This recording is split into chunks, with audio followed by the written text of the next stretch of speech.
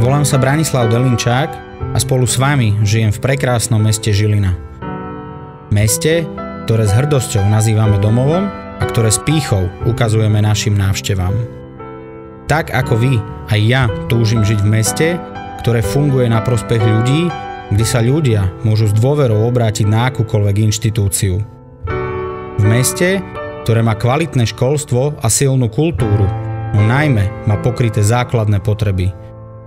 V meste, ktoré dokáže ponúknuť mladej generácii zaujímavé pracovné príležitosti a nezabúda ani na starších, ktorí potrebujú pomoc.